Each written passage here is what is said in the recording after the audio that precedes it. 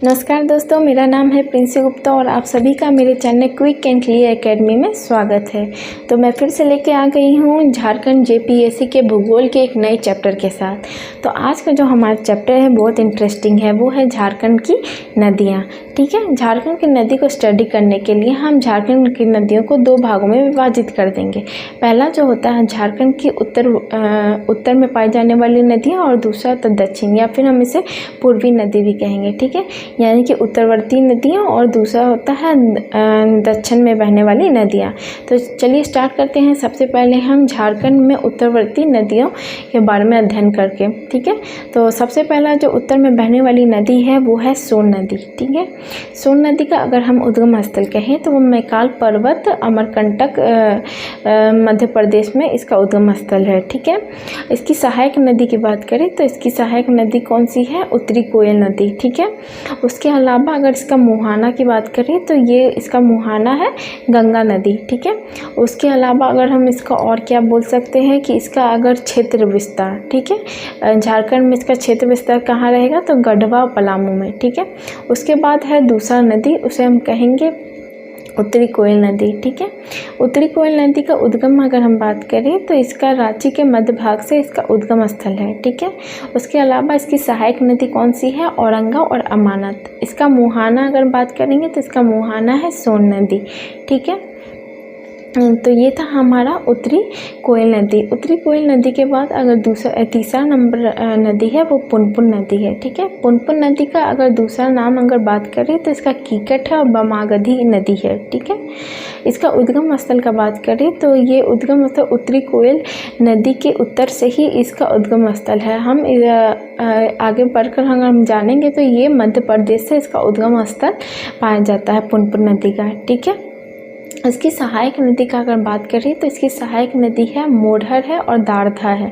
ठीक है, और इसका मुहाना का बात करें तो इसका मुहाना गंगा नदी है। ठीक है, अब ये हो गया पुनपुन नदी। उसके बाद हम पढ़ेंगे फल्गु नदी। फल्गु नदी का उद्गम स्थल कहाँ है? छोटा नागपुर, उत्तर छोटा नागपुर का क्षेत्र। ठीक है, इसका अगर हम बात करेंगे मुहाना तो मुहाना गंगा नदी है। ठीक है, इसकी सहायक नदी कौन कौन सी है? इसकी सहायक नदी है इसकी सहायक नदी है निरंजना, जिसका नाम दूसरा नाम लीलाजन भी है और मोहना है। ठीक है, और इस अगर हम बात करें कि फल्गु नदी का दूसरा नाम क्या है तो फल्गु नदी का दूसरा नाम क्या है? अंतसलीला। ठीक है, अब फल्गु नदी को हम के बारे में एक बात प्रचलित है कि यहाँ पे हमें अपने पूर्वज का पितृदान करने के लिए यहाँ सब लोग आते हैं। ठीक है, और इसका रिलेशन झारखंड से केवल उद्गम स्थल से ही जुड़ा है, बाकी ये बिहार में बहती है। ठीक है, तो ये हो गया फल्गु नदी। उसकी अगला बात करेंगे वो है सकरी नदी। ठीक है, इसका उद्गम स्थल कहाँ है? छोटा नागपुर प्रदेश। ठीक है, इसका मुहाना है गंगा नदी और सहायक नदी में क्यूल और मोरहर है। ठीक है, मोरहर के बारे में मैंने बताया था कि मोरहर पुनपुन नदी का भी सहायक नदी है। ठीक है, और ये क्या है? ये नदी अपना मार्ग बदलने के कारण बहुत ही कुख्यात है। ठीक है, इसके बाद हम पढ़ेंगे चाना नदी या पंचाने नदी। ठीक है, चाना नदी और पंचाने नदी क्या है? 5 नदियों की जलधाराओं से मिलकर बनी है, इसी कारण इसका नाम रखा गया है चानन या पंचाने नदी। ठीक है, इसका मुहाना क्या है? सकरी नदी है। ठीक है, और ये था हमारा उत्तरवर्ती नदी। अब हम पढ़ेंगे झारखंड में दक्षिण में बहने वाली नदी या फिर पूर्ववर्ती नदी भी हम कह सकते हैं। उसमें सबसे पहला है वो है दामोदर नदी। ठीक है, दामोदर नदी है, अगर इसका कुल क्षेत्रफल दिखेंगे तो 12,800 वर्ग किलोमीटर में फैला हुआ है। ठीक है, और ये नदी अगर झारखंड में इसकी लंबाई देखेंगे तो झारखंड में इसकी लंबाई 290 किलोमीटर है। ठीक है, वहीं कुल इसकी लंबाई 524 किलोमीटर है।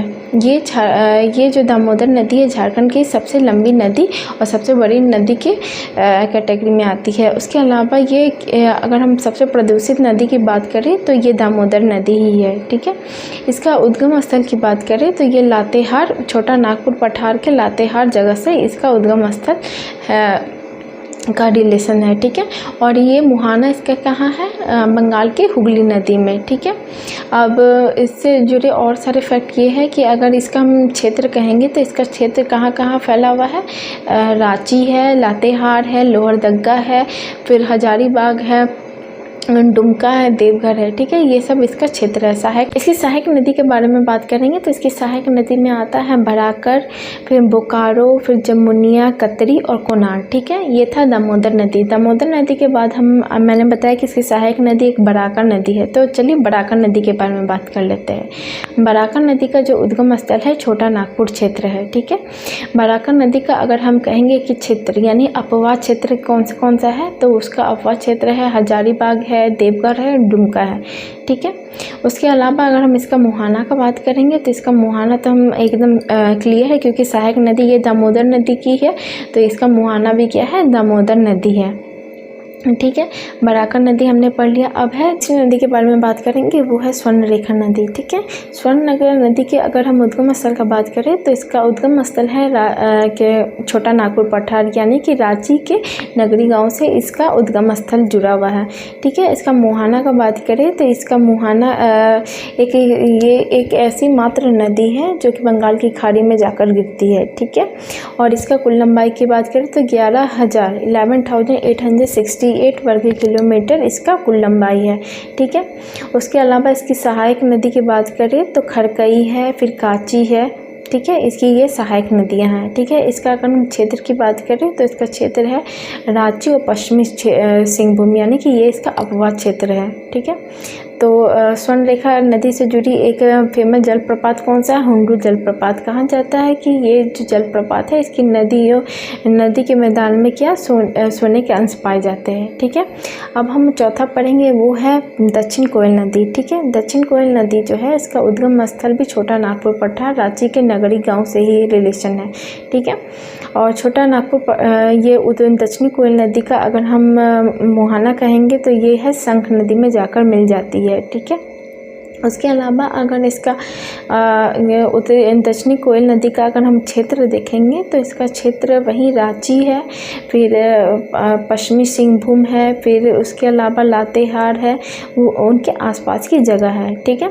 और दक्षिणी कोयल नदी की अगर हम बात करेंगे सहायक नदी का तो कारो है, ठीक है। अब दक्षिणी कोयल नदी हमने पढ़ लिया, अध्ययन कर लिया। उसके पढ़ेंगे शंख नदी के बारे में। शंख नदी का उद्गम स्थल है वो चैनपुर प्रखंड है गुमला जिला का, ठीक है। और इसका अपवाद क्षेत्र भी गुमला जिला है, ठीक है। ये कहाँ मिलती है, जाके दक्षिणी कोयल नदी के साथ ही जाकर ये मिलती है, ठीक है। उसके बाद हम पढ़ेंगे अजय नदी के बारे में। अजय नदी जिसका दूसरा नाम हम पाथरो भी कहेंगे या फिर जयंती भी कहेंगे, इसका उद्गम स्थल है मुंगेर बिहार का जिला, ठीक है।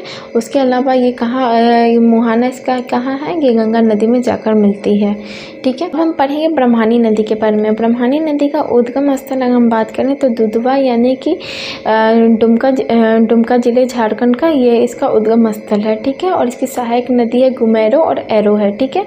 और इसका भी मुहाना क्या है, गंगा नदी है, ठीक है। उसके बाद हम पढ़ेंगे ब्रह्मणी नदी के बाद हम पढ़ेंगे गुमानी नदी, ठीक है। गुमानी नदी का उद्गम स्थल राजमहल की पहाड़ियाँ हैं, ये भी गंगा नदी इसका में जाकर ये मिलती हैं, ठीक है। उसके अलावा गुमानी नदी का हम बात करें तो इसका सहायक नदी मरेल है, ठीक है। उसके अलावा अब हम बात करेंगे मोर नदी, ठीक है। मोर नदी जो है वो कहाँ पाई जाती है, इसका उद्गम स्थल है देवघर, ठीक है। मोर नदी जो है वो एकमात्र नदी है जहाँ झारखंड में बरसात के समय में नाव चलाया जा सकता है। बाकी कोई भी नदी जो झारखंड की है जहाँ नाव की चलाने की व्यवस्था नहीं है, यानी कि वो उसके लायक नहीं है, ठीक है। तो मोर नदी के बारे में हमने पढ़ लिया।